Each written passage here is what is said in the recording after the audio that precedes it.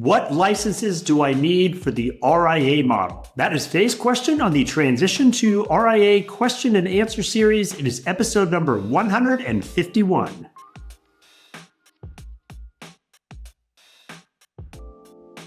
Hi, I'm Brad Wales with Transition to RIA, where we help you understand everything there is to know about why and how to transition your practice to the RIA model. If you're not already there, start out by heading on over to transitiontoria.com, where you'll find this entire series in video format, podcast format. There's articles, there's white papers, there's a vendor profile series, all kinds of things to help you better understand the RIA model. Again, transitiontoria.com.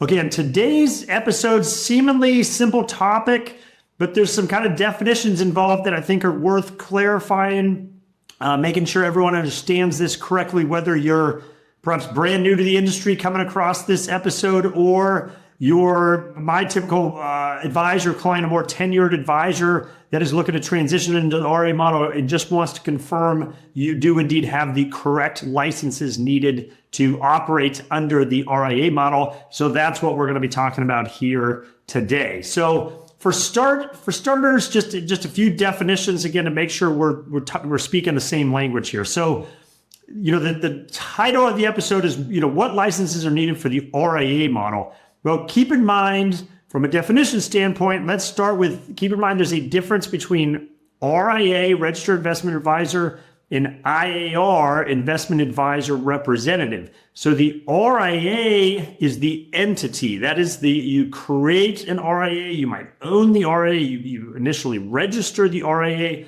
but the RIA is the entity. It is the financial advisors that work underneath the RIA that are called IARs, Investment Advisor Representatives. So to be clear, the RIA, because it's an entity, not a person, the RIA does not require licenses to be able to be created. There is an entire registration process, which I talk a lot about in these episodes, how you hire a compliance consultant firm to help you with that. So there is an entire process to establish the RIA, but the RIA is not contingent on licenses or exams passed, because again, the RIA is an entity, not a person. The IAR, the human, is susceptible, or there are requirements, and that's what we're going to get into today, of what that individual must have passed from an exam perspective, or a license, the licenses they must have obtained in the process. So again, RIA versus IAR. I would also clarify, keep in mind the difference between broker-dealer and RIA. So many of you that are watching this, if you're at that traditional wirehouse or most independent broker-dealers, we refer to these firms, and I just did with the latter, as broker-dealers. And we say, advisor might say, I'm at a broker-dealer, or I'm thinking about changing to another broker-dealer.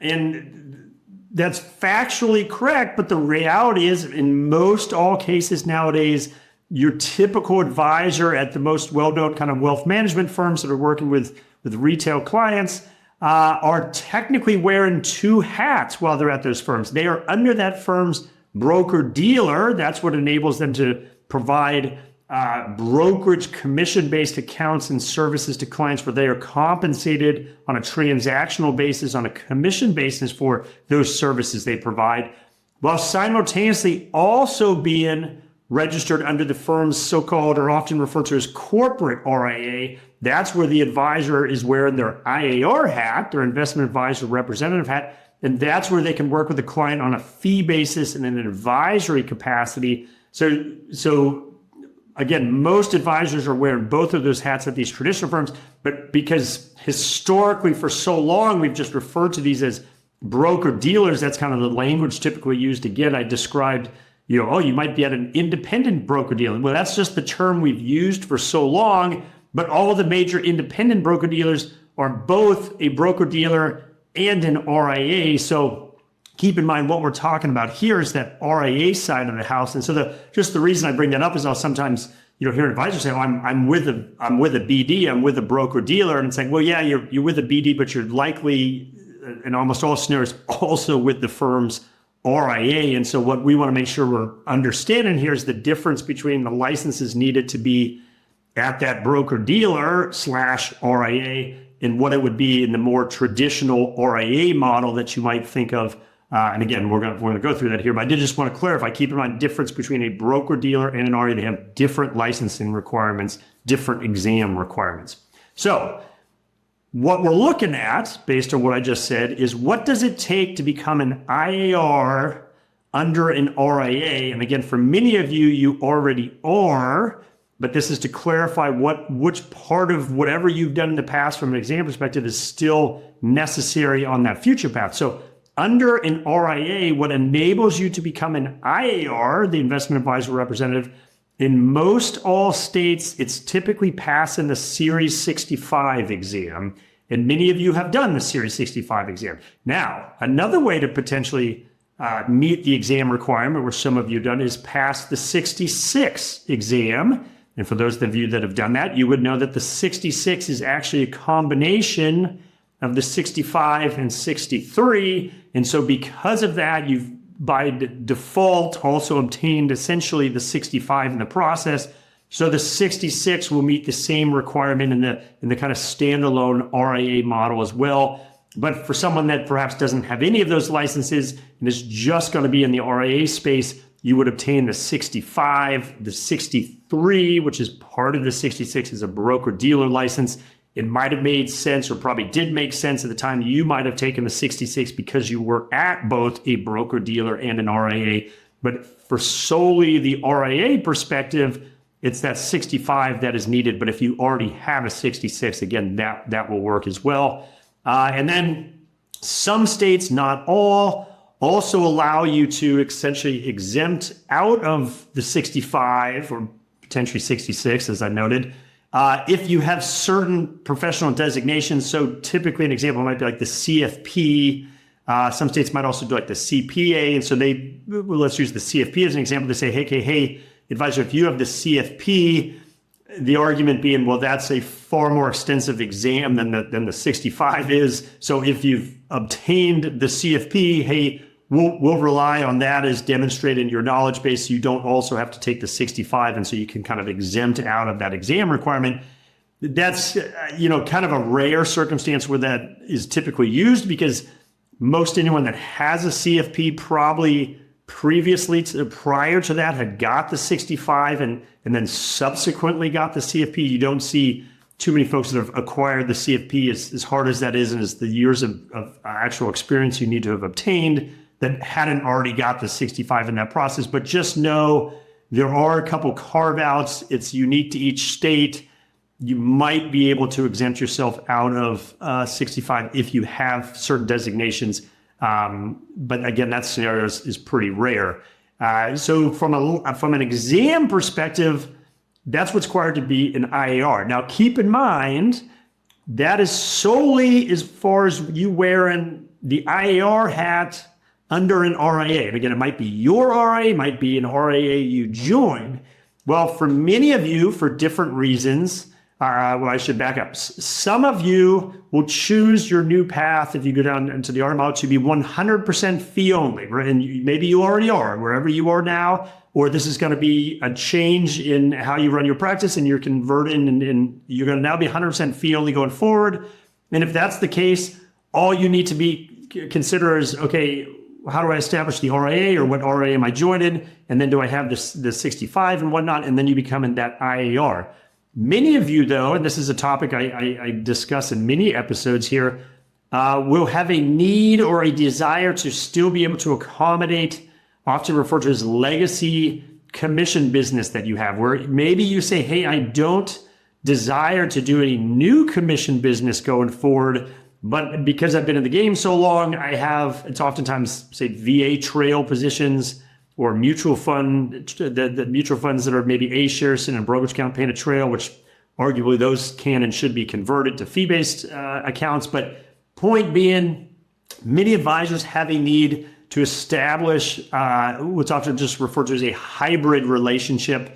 Careful with that term. A lot of different firms out there, solution providers, throw the term hybrid around in different capacities. But essentially, the rough general definition of that is that you're operating essentially with both hats, that you're an investment advisor representative under an RIA while also registered representative under a BD. And so in that RIA space, for some of you that might be utilizing what's often referred to as an RIA-friendly broker-dealer. I did a whole separate episode on what those are if you want to learn more about them. But the reason I'm pointing all this out is for some of you, if there's a need there, and that's a whole topic unto itself, check out the episodes I've done. Happy to have the conversation with you as well about whether it would apply to your circumstances. But if that need is there, you likely will still need to have, in most cases, it would be your 7 that you will hold with the broker dealer. So I just want to clarify that while I'm saying, if you go on the RIA model, you need in most cases, just the 65. Well, that's if you're going to be 100% fee only. If you are going to need some sort of hybrid arrangement, not only will you need the 65, you will likely need to maintain your 7 as well if you're utilizing an example as an RIA-friendly broker-dealer. So just know there could be more licenses involved depending on your circumstances. And then a few just kind of takeaways or final thoughts that I want to point out on this. As with all of these exams, always keep in mind, passing, in this case, the 65, passing an exam, whether it's the 65 or back in the day when you first passed the 7 perhaps, passing an exam, all that means is you have passed an exam. The minute you walk out of the testing center, hopefully with a passing score, you can pat yourself on the back, but all you have done is passed an exam. That doesn't make you a licensed financial advisor. That doesn't make you, in the case of 65, an investment advisor representative. All that does is said you pass the exam. What that exam, though, is essentially a prerequisite to become licensed as an IAR in the case of the 65, or if you pass the 7 then allows you to become registered with your broker-dealer as a registered representative. So I know it's semantics, but just know passing an exam, all that is you pass the exam. You then have to follow that up and register as an individual with either an RIA or, again, depending on the circumstances, might be with a broker-dealer. And for most of my audience, again, most of my audience are already tenured advisors that are looking to transition their practice into the RIA space.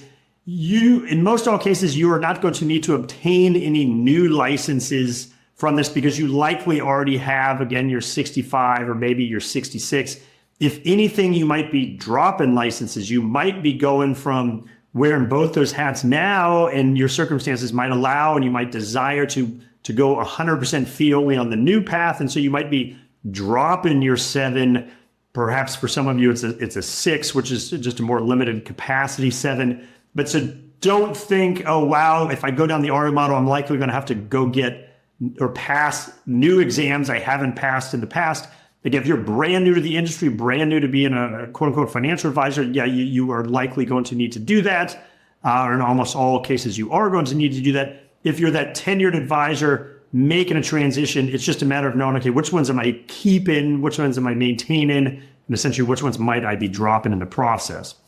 And so, and the final thing I'll leave on the idea of dropping a license, that can be, I don't know if scary is the right word, frustrating, perhaps the right word for many of you that many of you pass the 7, which is typically the first exam you kind of pass in the journey of being a financial advisor, or at least was historically, because historically you defaulted to going to work for a broker dealer. It's the 7 that is the exam that allows you to become a registered representative of the broker dealer, a so-called broker. Now people new to the industry that are just going to bypass the broker dealer world altogether, bypass the FINRA world. They don't do that at all. They go straight and take the 65 and go into the RIA space if that's the path they want to go on. But for many of you, you do have your 7, and you remember the amount of work that went into passing that exam. You remember perhaps the pressure that was put upon you. Maybe you were in a training program where the expectation was you either pass this and you stay in the training program, or you fail it and you're out. And so there's a lot of pressure, and you passed it, and it was something to be very proud of, and you've had it now many years, some of you maybe many decades. And the idea of, wow, if I go down the RIA space, am I going to have to drop my 7? And again, some of you will have a need to keep your 7, like I talked about. You have a need or a desire to have that kind of hybrid relationship, even going forward, even in the RIA space. But for those of you that are moving to that advisory, that 100% fee only world, you will not need your 7. And in fact, if you're only under an RIA, there's not even a way to essentially maintain your 7 because the 7 has to be linked to a broker dealer. And if you're 100% fee only under an RIA, you are leaving the broker deal world. But what I would offer up for you to help you maybe calm those nerves of the idea of walking away from something is a couple things. One, and by the way, I've passed the 7. I held earlier in my career five licenses total. So I speak from experience. I've been in your shoes. I've gone down that path. I've had to sit in a test center. I've had to hit, enter at the end of the exam and wait for your score to come up, and you hope you pass. I get all that. What I would say though is everyone in this industry that has licenses will eventually step away and lose their licenses, right? That day will eventually come. In many cases, that's when you retire, but that day will come and your 7 or your 65, if that's the case, will eventually lapse, and you will have to accept that you've turned the page and it's a different chapter in your life at that point. So that day is going to come anyway. The idea is, hey, okay, well, if there was, if it happened earlier in your career because you're pivoting to be 100% fee only, well, again, it's going to happen anyways. Is it really that big of a deal if it just happens sooner? Because if you don't have a need for it anymore, if you're not going to be with a broker dealer anymore, you don't have a need for it. You just accept the fact, just like when you retire, you don't have a need for it anymore. You just have to kind of mentally accept, okay, I'm essentially moving on from that exam I passed all those years ago. But again, it's going to happen one way or the other regardless. But even if that is still a bit of anxiety inducing, just know, and this is increased once it used to be 2 years that you kind of had a window, but now with FINRA, if you're not aware, if you leave a broker dealer and you don't reaffiliate with another broker dealer, it used to be you had 2 years to reaffiliate with another broker dealer, and as long as you did so, you would not, quote unquote, lose your 7. Now, FINRA has actually expanded that to 5 years. Now, there are some caveats with that. You have to pay, it's a fairly nominal fee every year to kind of keep this, on the shelf status, if you will. You have to do continuing ed every year, the industry continuing ed every year. So there's a couple hurdles that go with it. But FINRA basically a couple of years ago, they came out and said, okay, actually, we're going to extend that to a 5-year window. And so for any of you that have any anxiety over the thought of, well, dropping your 7, I'm only going to have this 65, I would say, well, you have 5 years to get used to that new world. And if you go down the RA path, and let's say you decide to be 100% fee only, so you drop your 7, if after 5 years you have not had a need for that 7, you have not had a desire to reaffiliate with a broker dealer or whatever, at that point you can rest assured it's got to be safe to ride out the balance of your career without that 7. If it was only 6 months and you're like, wow, I don't know if that's enough time to get used to my new world and make sure that's the path I want to be on. You have 5 years to essentially get comfortable with the idea that it's time to turn the page and move on, and you can drop your 7. Speaking from experience, when I left the corporate world and I had all these licenses, I started my business. I signed up for that 5-year thing. I said, well, hey, I'm in the same boat. I worked so hard for all these licenses. Let me make sure I maximize that 5-year time. To be honest, I made it about 2.5 years into that. I was paying the fee and doing the CE, and I just got sick of doing the CE. And I said, look, I'm not going to need these anymore.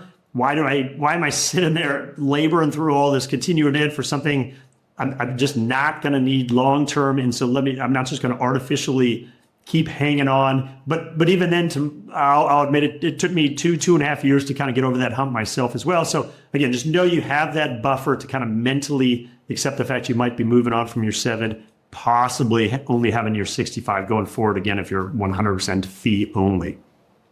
So with that, I hope that just gives you some things to think about. Again, it's relatively simple answer of, what licenses do I need in the RA space? But you do want to make sure you're understanding the right definitions, speaking the right language. For many of you, this is not going to be any exercise of having to go get new exams. It's just knowing which ones to carry over. Don't let that intimidate you. There's a whole process, whether you're registering your own RA or joining an RA, of how to get those licenses moved over, how to get re-registered with your firm, whether you're your own RA or joining one as an investment advisor representative. Very typical process, all kinds of resources that help you accomplish that. Your main component is just understanding, particularly again, if you're that tenured advisor, not a whole lot's going to change for you from an exam perspective, but just be aware of kind of how this process works. If you have any questions, obviously I'm happy to answer those for you. With that said, though, like I said at the top, my name is Brad Wales with Transition to RIA. This is the sort of thing I help advisors understand is, okay, what is your current state? Are you under that broker-dealer/RIA? Are you going to maybe go on a 100% fee-only RIA path? How do all those pieces fall into place? The licenses required to do that are just one of those pieces. This type of topic does come up in conversation, along with everything else that I help advisors understand and kind of navigate what that process is. Again, happy to connect with you as well on that. First things first, though, head on over to the website, transitiontoria.com, where you can find, again, this entire series in video format, podcast format. There's articles, there's white papers, there's a vendor profile series. And at the top of every page is a contact link. If you click on that, you can instantly and easily schedule time to have a one-on-one conversation with me, whether you want to talk about today's topic or anything else RIA related. I'm happy to have that conversation with you. Again, transitiontoria.com. And with that, hope you found value in today's episode, and I'll see you on the next one.